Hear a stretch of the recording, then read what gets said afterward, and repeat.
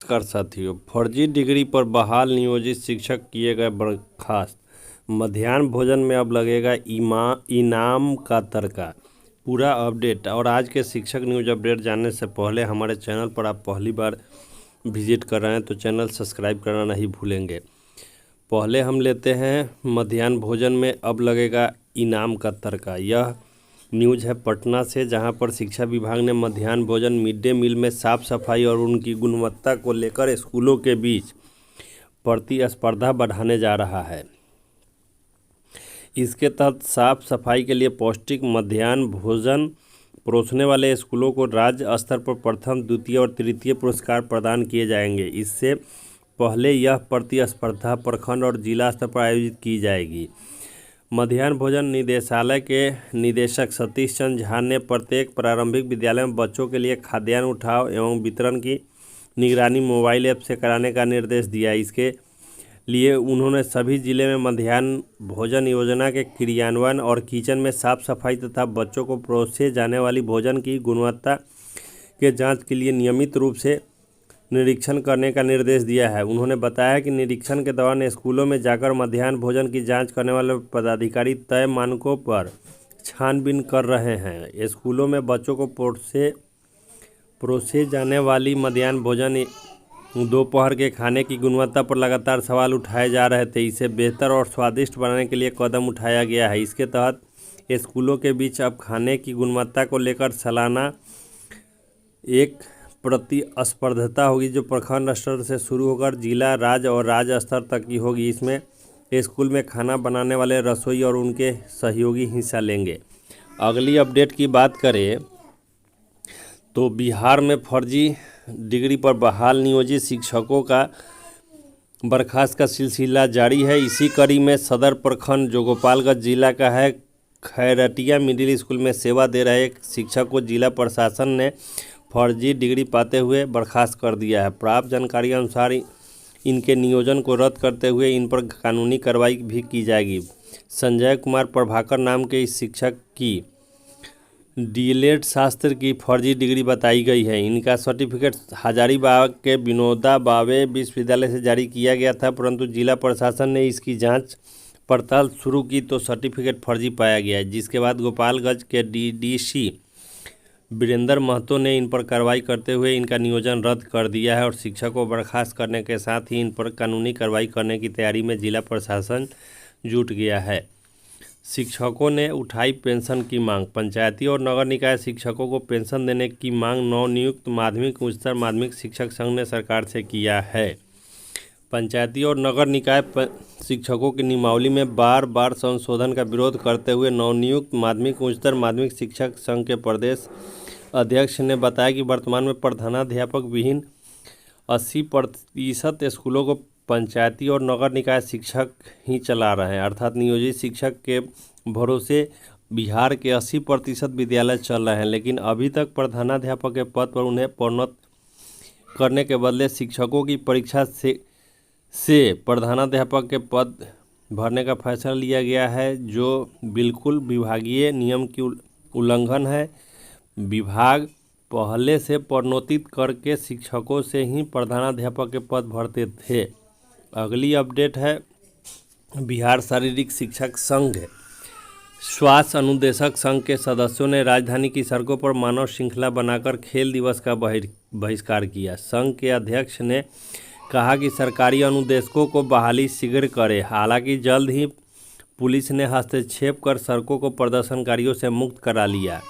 Inter परीक्षा की जल्द काउंसलिंग कराने की मांग की गई है।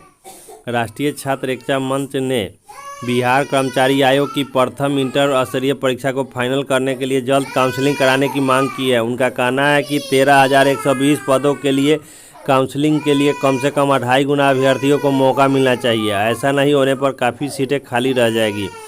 बीपीएससी से हेड मास्टर नियुक्ति को चुनौती देंगे राज्य के शिक्षक संघ। राज्य सरकार द्वारा बीपीएससी के माध्यम से उच्च विद्यालयों में हेडमास्टर की नियुक्ति करने का निर्णय को चुनौती देंगे बिहार के शिक्षक संगठन की बैठक के बाद कई वक्ताओं ने कहा कि यह सरकार का तुगलकी फरमान है और इसको अविलंब वापस लेते हुए बिहार में प्रधानाध्यापक का पद पदोन्नति से भरा जाए तो बेहतर होगा। अगली अपडेट की बात करें और में आधार पैन लिंक और डीमैट अकाउंट की केवाईसी सहित निपटाले 4 काम। आधार पैन लिंक और डीमैट की केवाईसी करने जैसे कई जरूरी काम आपको 30 सितंबर तक निपटाने होंगे। यह काम न करने पर आपको परेशानी का सामना करना पड़ सकता है। हम आपको ऐसे ही जरूरी कामों के बारे में बता रहे हैं जो आपको सितंबर में करने हैं। 30 सितंबर तक पैन को आधार से लिंक करना जरूरी है। ऐसा नहीं करने पर आपका पैन निष्क्रिय हो सकता है। नियम के तहत अगर आपका पैन निष्क्रिय हो चुका है, आप इसका उपयोग को लेन देन की जगह करते हैं तो ऐसा माना जाए कि आपके कानून के तहत पैन नहीं दिया जाएगा। ऐसे में आप पर इनकम टैक्स की धारा 272B के तहत 10,000 का जुर्माना भी लग सकता है। यह भी जान लीजिए कि अगर आप अपने बैंक अकाउंट से 50,000 से ज़्यादा की रकम निकाल या जमा कर रहे हैं तो आपको पैन कार्ड दिखाना पड़ेगा। अगली अपडेट की बात करें तो उर्दू महिमा फोरम बिहार की बैठक रविवार को इमाम शरिया फुलवारी शरीफ में किया गया, जिसमें 200वीं वर्षगांठ के अवसर पर पटना में 16 और 17 मार्च 2022 को आयोजित होने वाले उर्दू पत्रकारिता के 2 दिवसीय जश्न उर्दू शफ़ाकत की तैयारी की समीक्षा की गई। विभिन्न उप समितियों के संयोजकों ने जल्द से जल्द बैठक आहूत करने की मांग की। इस अवसर पर विशेष आमंत्रित के रूप में बैठक में भाग लेते हुए कई शिक्षकों ने उर्दू पत्रकारिता के जश्न के आयोजन में हर संभव सहयोग का आश्वासन दिया। इससे पहले इमाम शरिया के कार्यवाहक मौलाना ने इमाम शरिया के सभी मोर्चों पर पत्रकारों के साथ खड़ा है। इसमें फोरम के महासचिव तथा अन्य कई बुद्धिजीवी शामिल थे। अगली अपडेट की बात करें। बिहार में 3 साल के मैट्रिक पास अभ्यर्थियों को मिलेगी छात्रवृत्ति। बिहार के अनुसूचित जनजाति तथा पिछड़ा अति पिछड़ा लाखों छात्रों को पोस्ट मैट्रिक प्रवेशिकोत्तर छात्रवृत्ति योजना का लाभ अब आसानी से मिल सकेगा। इसके लिए नेशनल स्कॉलरशिप पोर्टल पर आवेदन की जरूरत नहीं पड़ेगी। शिक्षा विभाग ने NIC की मदद से बिहार का अपना पोर्टल तैयार किया है। शुक्रवार को इसे लॉन्च करने के मौके पर विजय कुमार चौधरी ने केंद्र सरकार के NSP पोर्टल पर आवेदन करने की निर्भरता के चलते यह योजना 3-4 साल से लंबित चल रही थी। गरीब तथा पिछड़े वर्ग के मेधावी छात्रों को छात्रवृत्ति के लिए इंतजार करना पड़ रहा था। NIC द्वारा वेब पोर्टल तैयार कर लेने से इंतजार खत्म हो गया है। वर्ष 2019-20, 20-21 और